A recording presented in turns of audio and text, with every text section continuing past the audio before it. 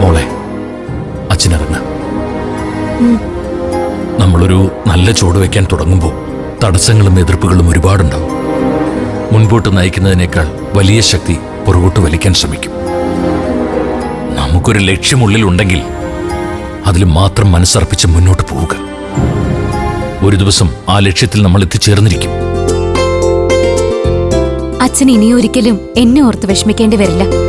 ഇവിടെ എന്ത് സംഭവിച്ചാലും ശബരിയേട്ടനെ ഉണ്ണിക്കുട്ടനെ വിട്ട് ഞാൻ എങ്ങോട്ടും വരില്ല. ഇതാണിനി ദയയുടെ വീട്. ആ, ഇത് മാത്രമാണ് നിങ്ങളുടെ വീടെന്ന് കരുതണ്ട. പഞ്ചരത്നവും അനുവിന്റെ വീടും കല്യാശ്ശേരി തറവാടും ഒക്കെ നിങ്ങളുടെയും കൂടി വീടാ. അവിടെ ഒക്കെ നിങ്ങൾ വരണം. എല്ലാവരുമായി ബന്ധം നിലനിർത്തണം. ശബരിയോടും കൂടി ആട്ടോ ഞാൻ പറയുന്നത്. കേൾക്കുന്നുണ്ട് അച്ഛാ. പഞ്ചരത്നത്തിൽ ഓടിയെത്താനേ ബുദ്ധിമുട്ടുള്ളൂ. അച്ഛനും അമ്പിളി ചേച്ചിയും കൂടി അവിടെ നിന്ന് ഇങ്ങോട്ടേക്ക് മാറിയാ നമുക്കൊക്കെ വേണമെങ്കിൽ ദിവസം കണ്ടുകൊണ്ടാവുന്നേ ഉള്ളൂ. അതെ മാഷെ, അനുഭവയും മോനും ഒറ്റയ്ക്കല്ലേ. മാഷും അമ്പിളിയും രഘുവും ഇങ്ങോട്ട് വന്നാ അവർക്കൊരു കൂട്ടുകാവും. അച്ഛനും മക്കളും വിളിച്ചാൽ കേൾക്കുന്ന ദൂരത്തിലുണ്ടാവുകയും ചെയ്യും. നോക്കട്ടെ രാമനാഥ, ചീരുമോള് വിനയന്റെ കൂടെ പോയെങ്കിലും ഡെലിവറിക്ക് അവളെ കൂട്ടിക്കൊണ്ടുവരണം. ഹോസ്പിറ്റൽ ഇവിടെ ആയതുകൊണ്ട് മിക്കവാറും അനുപമയുടെ വീട്ടിലായിരിക്കും ഞങ്ങൾ താമസിക്കാൻ പോകുന്നത്. വിനയനിനി ചീരുവിനെ കൂട്ടിക്കൊണ്ടുപോകാൻ സമ്മതിക്കുന്നൊന്നും തോന്നില്ല. മിക്കവാറും ഡെലിവറിക്ക് ഹോസ്പിറ്റലിൽ എത്തുമ്പോഴായിരിക്കും അച്ഛൻ ചീരുവിനെ കാണുന്നത്. അല്ലെങ്കിൽ പിന്നെ വിനയന്റെ വീട്ടിൽ പോകേണ്ടി വരും. അവിടെ ഒന്ന് പോണം.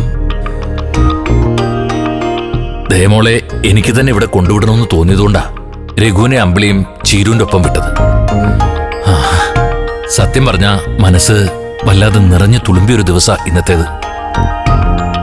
ഇനിയൊരിക്കലും ഒന്നാവില്ലെന്ന് കരുതിയ ചീരുവും വിനയനും ഇനി മുതൽ ഒന്നിച്ച് ജീവിക്കാൻ പോകുന്നു എന്നുള്ളത് തന്നെയാ അതിലേറ്റവും സന്തോഷമുള്ള കാര്യം. പിന്നെ എന്റെ ഈ ദയമോളെ എല്ലാ ഉപാധികളും മാറ്റിവെച്ച് തിരിച്ചു വിളിക്കാൻ നീ കാണിച്ചൊരു മനസ്സ്, ഒപ്പം വാശിയും പിണക്കവും ഒക്കെ മറന്ന് തിരിച്ചു വരാൻ തയ്യാറായ എന്റെ ഈ മോള്. എന്റെ മക്കളെല്ലാവരും എന്റെ മനസ്സുപോലെ എന്റെ അടുത്തേക്ക് വന്നോണ്ടിരിക്കുക രാമനാഥ. ഇനിയിപ്പൊ മഞ്ചാടി മോള് കൂടി മാത്രമേ അച്ഛനെ മനസ്സിലാക്കാൻ ബാക്കിയുള്ളൂ. അവള് കുഞ്ഞല്ലേ, പഠിക്കല്ലേ മാഷെ. പ്രായത്തിൻ്റെതായ ചില പിഴവുകള് ഇപ്പോഴത്തെ എല്ലാ കുട്ടികൾക്കും ഉണ്ട്. അതൊക്കെ മാറി മഞ്ചാടി മോളും മാഷിന്റെ മനസ്സ് പോലെ തന്നെ വളരും. അവളുടെ 20ാം പിറന്നാളിന് എല്ലാരും കൂടി പഞ്ചരത്നത്തിലൊന്ന് കൂടാന്ന് വിചാരിക്ക. ശബരിയും രാമനാഥനും പിന്നെ അനിതയൊക്കെ വരണം. വരാം.